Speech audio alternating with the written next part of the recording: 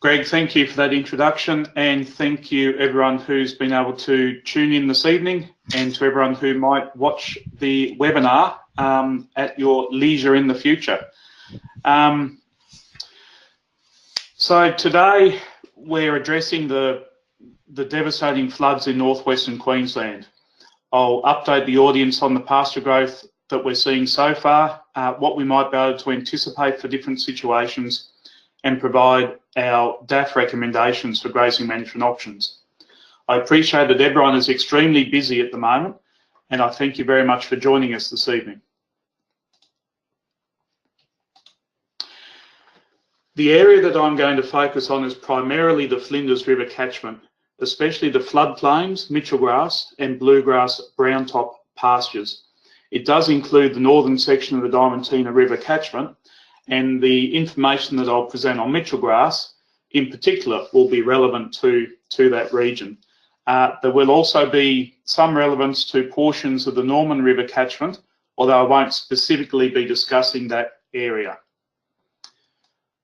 I'll present a summary of my key points over the next 13 or 14 slides, which should take about 10 to 15 minutes. I'll then present more detail over the remaining 30 to 35 minutes. If you have the time to stay for the full webinar, that's absolutely terrific. And a question and answer session will follow at the end of my presentation. If you do need to go, however, you can always come back later to watch the rest or email questions through to me. There's a number of pressing priorities in the northwest at the moment. I'll be covering the pasture aspects, and I won't be able to touch on aspects such as human and animal health, carcass disposal or financial support, but there are places to find that information from. The DAF qld.gov.au website has a specific disaster declared page on there to assist flood impacted producers across the northwest. There's more detail on managing cattle, nutrition and beef businesses at the Future Beef website. And we also know that there's sheep producers affected through this monsoonal trough and flooding, and additional sheep information is available at leadingsheep.com.au. The Australian Veterinary Association also has a hotline for graziers within the northwest, and should anyone require the assistance of Lifeline or flying doctor services, etc., those services are also available across the state. Other things that I'll be concentrating on management options that improve your pasture growth and recovery. I'm not going to try and include economic costs or benefits at this stage, because that's specific to your own business. I'm also not really able to give advice on your specific situation. Everyone's carryover feed, stocking rates, management, rainfall, flood and pasture response will be different. I'll try to be as relevant as possible to what your situation might look like, and I hope that the general advice that I'm providing will be of assistance to your own situation. And I'll certainly be answering as many questions as possible at the end of my presentation. I'm assuming that you're watching this webinar because you're looking for tips on recovering your perennial grasses and pastures after the flooding, that you're looking for information on pasture availability for surviving animals and opportunities to restock to generate cash flow, or perhaps you have a general interest in learning more about the pasture response following the floods. In summary, there is enough pasture in general. There's enough pasture for surviving cattle in most areas. However, palatable carryover feed is in short supply because it either wasn't there due to preceding drought conditions, it's been covered in silt, or it's rotted under the floodwater. As a result, cattle are generally relying on new growth to satisfy their nutritional needs. In some cases, good quality hay may still be needed until there's enough bulk in the pasture, or for specific uses such as weaners in yards. The main exceptions of the good response that we've observed to date are floodplains, which are still waterlogged and just starting to respond, deeply silted over areas which are not likely to respond until silt banks are washed a bit lower, and generally those would be 20 centimetres or deeper. Severely eroded areas, which unfortunately are not likely to respond anytime soon, and areas that have flooded for longer than 5 to 10 days that would not normally flood.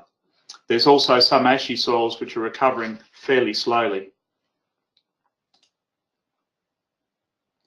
As a rough guide out in the paddock, particularly for surviving cattle, grass that's over ankle height or 10 centimetres should start to provide enough green pick for cattle to access.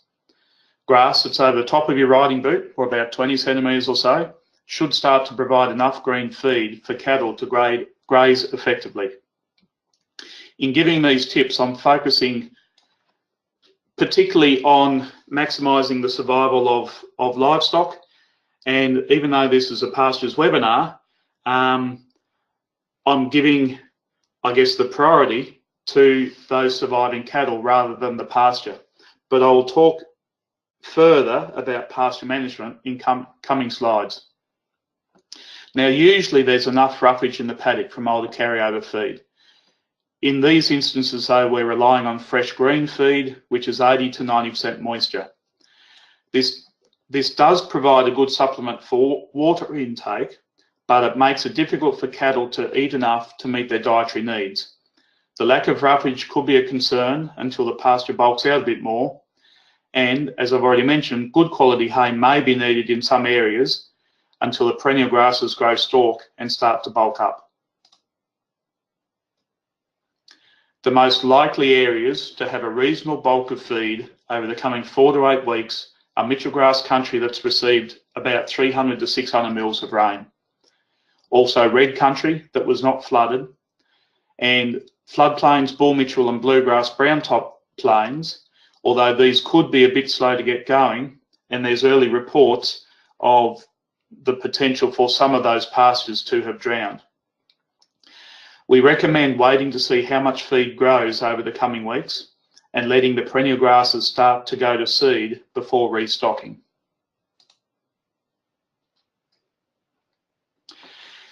In terms of waiting, however, we're not talking about waiting until everything's hayed off. As long as stocking rates are not too high, letting the majority of perennial grasses start to go to seed is certainly beneficial. The plants will still be green and the seed head's just emerging, giving a balance between bulk and quality in the feed, plus having given the grasses a chance to recover. For buffel pastures, this might actually already be happening, or into the next week or few days. For mitchell grass pastures that have received 300 to 600 mils of rain, it will probably be mid to late March until the bulk of it's going to seed. But areas that have had more than 600 mils of rain could be another 2 to 3 weeks behind the areas that received 300 to 600 mils of rain. Flooded bull mitchell and bluegrass-browntop pastures might not start to go to seed until about mid-April, as the initial response has been slowed down by soil still being waterlogged. We also recommend checking what's growing. The ashy downs, for instance, might be limited to flinders grass and herbages. Whilst these are highly digestible, they may lack enough bulk to satisfy intake needs of cattle. Mitchell grass country could be dominated by roly-poly or herbages rather than good palatable feeds, especially after years of drought. As a result, some areas may lack useful bulk. Red or black soil areas could be dominated by pigweed, buttongrass or other toxic plants, although as long as there's a mix of buffel, spinifex and other grasses there, then the pigweed and buttongrass won't pose an issue to livestock. There are also areas which have never been flooded before, where we've seen some severe erosion. There's gullying, new watercourses created, scalping and gouging. Other areas have had floodwater sit for much longer than usual, covered in silt, and as I mentioned, the floodplains are still waterlogged.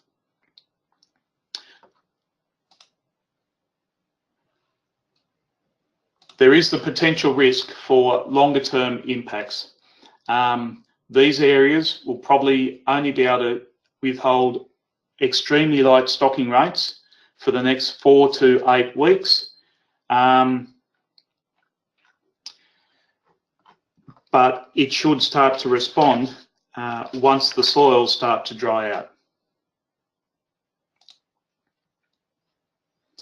In summary, the main pasture management tools available to help your perennial grasses recover are delayed restocking, wet season spelling, light grazing pressure, and forage budgeting. Areas with severe erosion will need greater effort. For example, deep ripping, ponding banks or other mechanical works are likely to be required in the future. And also the potential for reseeding in areas. So my key messages are that most areas are currently responding. However, the palatable carryover feed is limited in many areas. It's rotted under the floodwater, been covered in silt, or there was none to start with due to the drought. Cattle are relying on new growth to satisfy their nutritional needs. We recommend deferring restocking until about the end of March or once the majority of perennial grass has started to go to seed. The exception is those areas with severe erosion or very slow pasture response, which will require longer term spelling. And some areas or specific circumstances may still require good quality hay. Okay, that's the end of my summary session. And now I'd like to get into more details of what we've observed on the ground, from the air and from remote sensing so far. It will still be an overview and won't perfectly match your own observations. You are certainly the best person to know what's happening on your own property, but I hope to offer pointers and advice that you will find useful to apply to your own situation. I'll also offer my thoughts on anticipated pasture growth and current soil moisture, some more rough guides, and outline some of the more advanced and experimental tools that could help you manage your pastures in the coming weeks, months, and years.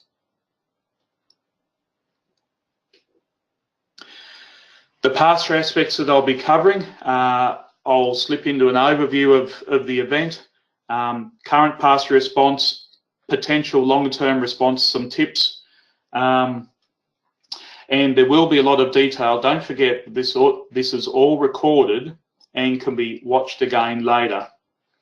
All the pasture growth and yield figures that I will present are on a dry matter basis. Fresh growth will have about 80 to 90% moisture content, which means it is only 10 to 20% dry matter. Another way to think about this is that fresh growth, which weighs 1,000 kilos as lush green feed in the paddock, will only weigh about 100 kilos per hectare once it's dried. There's a lot of moisture in fresh young leaves, which is good for cattle water intake, but limits their ability to eat enough roughage and nutrients. For the rest of this webinar, I will assume that you already understand key land types such as floodplains, bluegrass-browntop and mature grass downs, that the more perennial grass tussocks, the greater the capacity for pastures to recover from extreme events, that you're looking for tips on recovering your perennial grasses and pastures after the flooding, and that you're looking for information on pasture availability for surviving animals and opportunities to restock to generate cash flow. The current response and what's likely over the next few weeks depends on a wide range of factors. The most obvious one is the land type, with buffel grass on red country coming away the quickest and floodplains the slowest. I will highlight anticipated pasture responses on key land types, but won't be able to cover them all. The rainfall total is another obvious factor.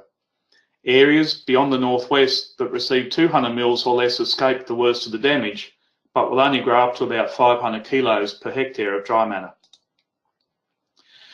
Approximately 200 to 400 mils of rain during the course of the week or so was probably the best that you could ask for. 400 to 600 mils should also be good for pasture growth, but in excess of 600 millimetres, especially on the clay soils, there's possibly more harm than good done due to flooding, waterlogging and actual damage to the pastures. The flood impact is another really obvious factor. Areas that usually flood should respond as they normally would, unless they're scouring from fast water or unless the water has sat in those areas for much longer than usual. The depth of the water on the floodplain shouldn't really matter, but the period that it's been under for could. Areas adjacent to the floodplains that don't usually, or perhaps never flood, will have gone under with floodwaters pushing out from anywhere from a few hundred metres up to a few kilometres further than usual away from the floodplains. Areas of mitchell grass country that usually only puddle a few centimetres of water for a couple of hours have had water to a metre or more depth, and some areas of buffel grass have also been flooded.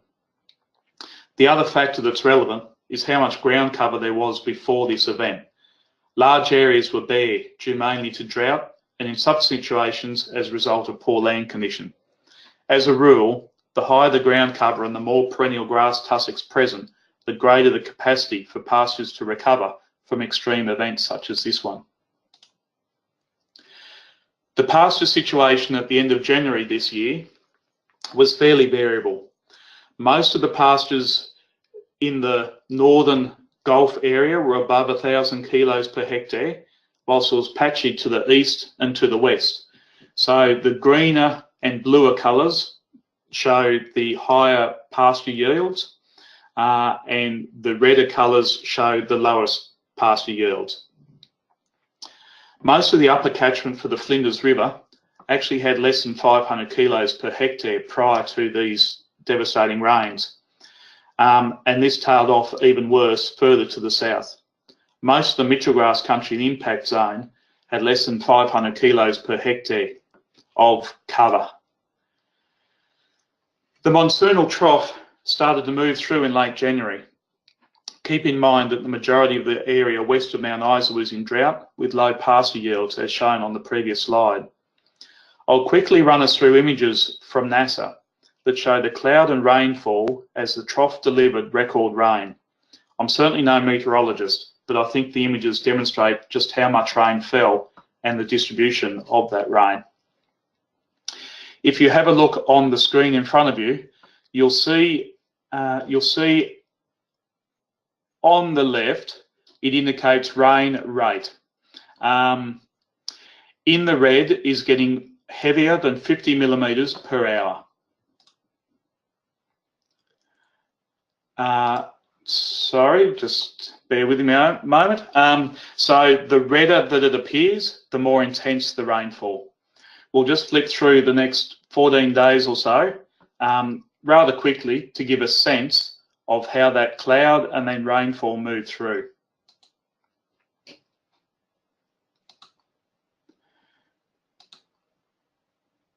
So we're just coming up to Australia Day. You can see plenty of cloud cover. By January the 28th, the rain has started to pick up across most of northwest Queensland. By the 29th, there's areas of red, so we're starting to get quite intense rain in those areas.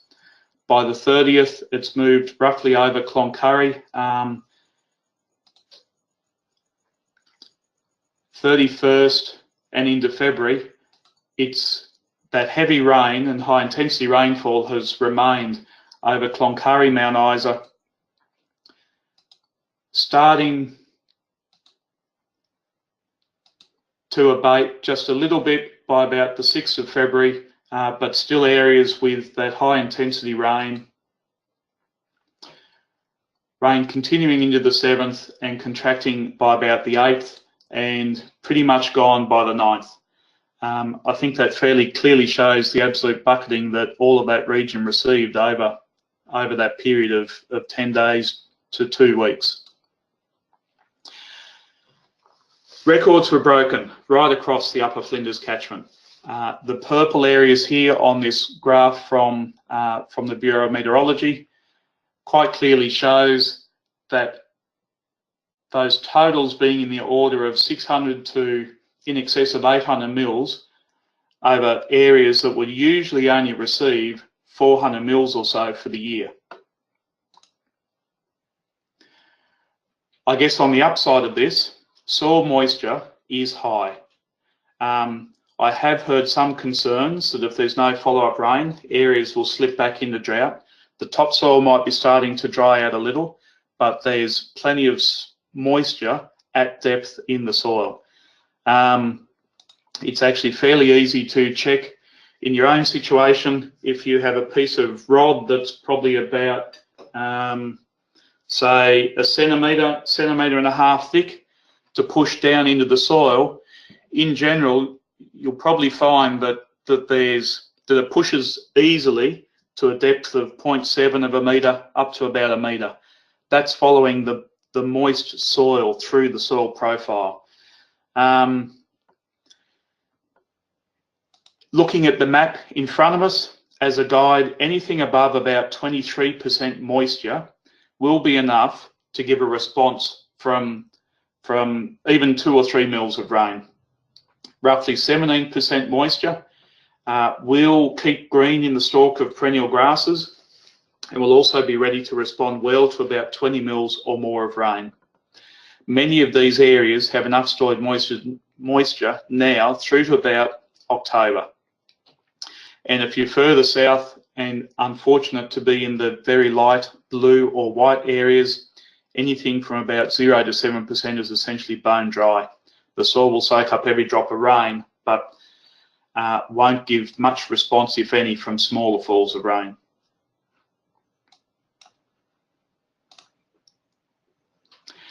The mitchell grass pastures are generally starting to respond, particularly as the soil starts to dry out a little. In many areas, the soil was initially too waterlogged for plant roots to start growing.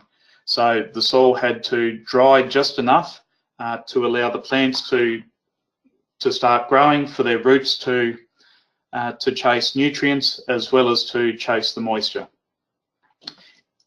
Overall, mitchell grass country that has received 100 to 300 mils of rain during this event has already responded, and I'd anticipated growing 400 to 1200 kilos per hectare of feed within 3 to 5 weeks. Mitchell grass country that's received in the order of 300 to 600 mils might take 10 to 14 days to grow a pick, another 7 to 10 days to get to 300 to 500 kilos, but I'd still anticipate upwards of 1500 kilos, potentially to 2000 kilos per hectare in about 4 to 8 weeks' time.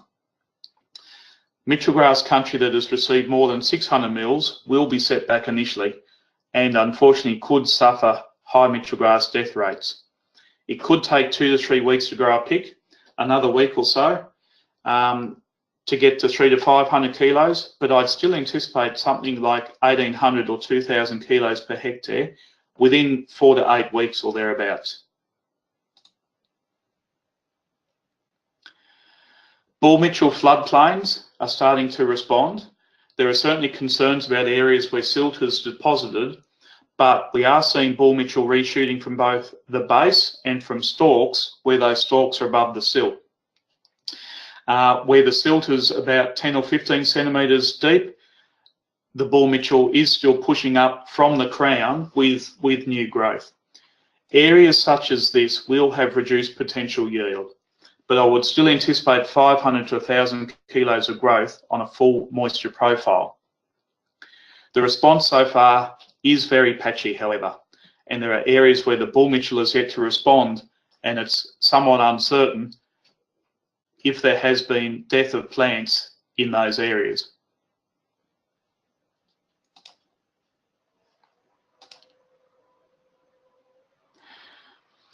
Bull Mitchell pastures where the water has already drained away, in some places has already exceeded 1000 kilos per hectare of fresh growth. I'd anticipate these pastures to exceed 2500 kilos per hectare by the end of the growing season based on that early excellent response. A light dusting of silt should not be a problem for recovery, but it will be less palatable for livestock. Small showers of rain to wash off the silt might help to some extent, but I don't think it will make much difference to the final yields. You can see the photo there in the bottom right with excellent pasture response so far, 800 or 900 kilos in that picture. Bull Mitchell pastures there still underwater, and the larger photo showing early response from Bull Mitchell, where the water has only just receded. Floodplains and bluegrass-browntop pastures. It's a bit early to know for certain. I would hope for the usual response and that the pastures will respond well. I generally anticipate a green pick emerging within about 10 to 14 days and good growth after another 10 to 14 days, with yields in excess of 2,500 kilos after 4 to 6 weeks. As of today, however, I was hearing reports that the initial response is very patchy, and there are areas where Gulf bluegrass and silky browntop are yet to respond, and some patches at least that appear that they may have drowned. We won't know for certain for a couple of weeks in these areas, unfortunately. Blue bush swamps should produce good quality feed, and areas that tend to grow pea bush should also have quite a bumper yield. The ashy country has tended to be slow to respond. Areas that I saw about 10 days ago had pasture yields less than 100 kilos per hectare, but are reported to improve considerably since then. It's a little bit hard to guess, but I'd anticipate 500 to 1,200 kilos per hectare with a mix of flinders, cowvine, tarbine, and mitchell grass, even without follow-up rain. As shown by the soil moisture map a few slides ago, however, any follow-up rain within the Ashy Downs or general mitchell grass country will certainly produce additional pasture growth. Spinifex country is certainly responding. Early last week it was looking quite good, with total yields in excess of 1,500 kilos or more, and Spinifex in many areas already going to seed. Buffel on red country is also responding very well. It was looking good early last week, up around the Cloncurry district, for instance, with yields ranging from 250 kilos up to 1,000 kilos or so. I'd anticipate a good season for buffel grass pastures with yields in excess of 1,500 kilos per hectare, quite likely. Flood impacted pastures. Unfortunately, areas adjacent to floodplains are likely to be the worst hit, with high silt deposition, scouring, and pastures that do not usually, or in some cases never, flood, potentially not responding at all. Where there is erosion and scalping of the surface soil, it might unfortunately be years before these areas recover. I'd anticipate peak yields less than 500 kilos per hectare after about 4 to 6 weeks' time.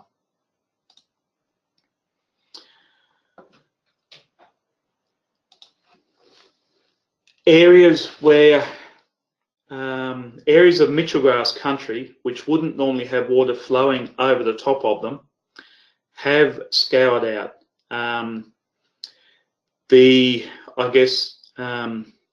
Certainly livestock tracks have scoured out, but even just in between the mitchell grass tussocks in themselves. In these areas, the mitchell grass will have been weakened. You should be able to see from the photograph in front of you, it almost looks like a great big broom has swept that pasture. That's as the water has run off and carried some of the topsoil with it. The mitchell grass itself has held soil together, but in between the cracks have been, some of the soil from the cracks has been washed away. Roots at the base of the crown of the mitchell grass plants will have been weakened and exposed, and those mitchell grass plants in areas like this will need some nursing along. I'd recommend spelling until the mitchell grass is well and truly in seed in situations like this. By the same token, I expect that weak cattle are probably best left alone, and moving livestock just might not be an option at all. Very low stocking rates will help the pasture recover. It won't be as good as a full spell, but it will still give those mitchell grass tussocks a chance to regrow and gain some energy. Areas with severe erosion, scouring, and gouging are going to be very challenging. Spelling is recommended in the interim, but mechanical methods such as ripping, ponding, and possibly reseeding are likely to be needed in the medium to longer term. I wouldn't be rushing into trying to fix areas like this. I think that's going to need a planned approach, and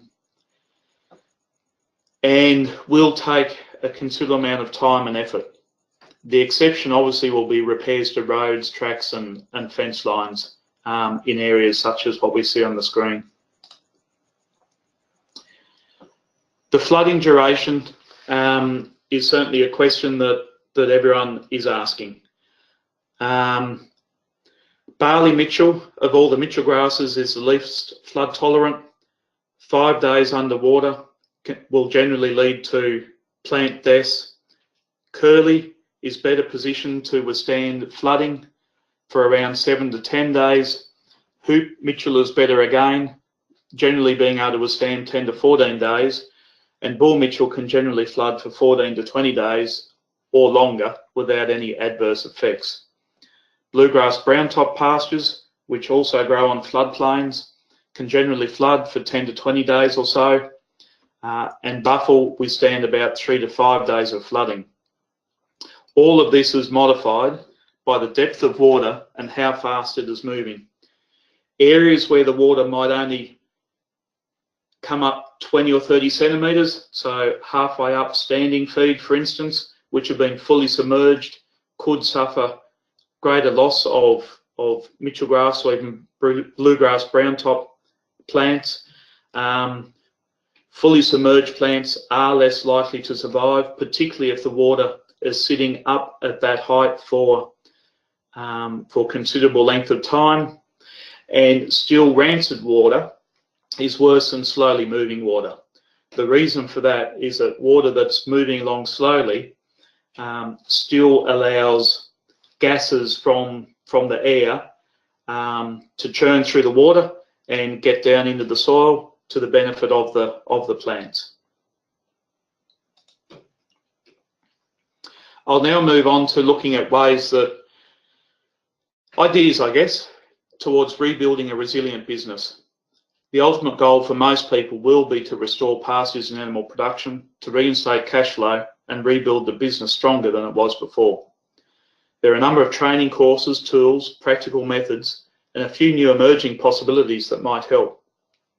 Courses such as EDGE training packages from Meat and Livestock Australia, training and advice delivering by many private consultants, and Department of Ag and Fisheries will certainly be running neighbour days, workshops and delivering training over the coming weeks and months to try and assist people get back on their feet as much as possible. In terms of your pastures, monitoring the pasture response and starting forage budgets is highly recommended once you're back on your feet. Monitoring land condition is also highly recommended to adapt your management over time. The overall aim will be to restore country to good condition, which in most cases will be possible over 3 to 5 years. Even those areas that I showed of the scouring between the Mitchell grass tussocks, the large photo that I showed, 3 to 5 years with lighter stocking rates and spelling should help that area recover, as opposed to those areas with the severe erosion and severe gouging. There are a range of new tools and gadgets to help monitor and track progress, as well as to help in terms of upgrading infrastructure. So where tanks and troughs have been damaged, for instance, it might be worth considering installing cameras or remote sensing gauges as new infrastructure is put in. In terms of pastures, anything from drones to helicopters are there to help gain an immediate view of where the pasture is responding and to guide where to restock based on the best feed on offer, but also to consider which fences to reinstate based both on where the country is growing feed now, but also where you might need to alter fence lines because of new erosion, new water courses, or poor pasture recovery. The NASA site that I showed earlier with the monsoon also has a greenness index called the NDVI. You may find it useful as a method of providing an overview of how quickly your pasture is greening up, the pasture in your district or across the region. But keep in mind, satellites can't tell you what type of feed is growing. You still need to check on the ground. The satellite also can't tell you how much old carryover feed is there. The NDVI only registers green feed. If you get your eye in, however, you might be able to get a decent feel for how much green feed is actually around. That site is available at worldview.earthdata.nasa.gov. On your screen now is the most recent image available, and it certainly shows greening across most of the higher country in the northwest. The floodplains, however, are yet to respond. If you were interested in trying to use this type of information, I'd suggest that you look at areas which are still droughted, for instance, understand what the values are in those areas, and compare that with areas that you know are growing good feed. This will start to give you some feel for how this NDVI data may be of value to you. To sum it all up, the response is mixed, but there are areas with good response where the pasture has already exceeded 400 kilos per hectare. In those areas, I'd anticipate at least 1,500 kilos per hectare by the end of the growing season. These offer reasonable opportunities for restocking. I would still recommend, however, deferring the restocking and rebuilding stocking rates cautiously, probably starting with more than 10 hectares per adult equivalent. Areas of medium response, which currently have about 150 to 300 kilos per hectare, I'd anticipate could grow up to 1,000 to 1,200 kilos per hectare, and there's some opportunities for restocking. In these cases, I'd recommend spelling, so deferring for longer than where there's good response, and rebuilding the stocking rates very gradually. Areas of poor response, where there's currently less than 150 kilos per hectare, I'd only anticipate something in the order of 300 to 500 kilos. They're very limited, if any, opportunities for restocking. I'd recommend spelling and only carrying essential stock. And the areas which have been severely impacted, currently with less than 50 to 100 kilos, I'd anticipate no more than about 100 kilos of growth by the end of the growing season. Basically, there'll be no opportunities for restocking. And my recommendation would be to destock and limit grazing access as much as possible. And just for a moment, I'd also like to look further south to the Diamantina. Along the middle to lower reaches is certainly experiencing a good flood. Those parts of the Diamantina floodplains will be able to expect a very good pasture response. Our focus, of course, in this webinar has been further to the north, and the top end of the Diamantina catchment in the Winton Shire has also suffered some quite catastrophic effects. Thank you for your participation. It's time for your questions.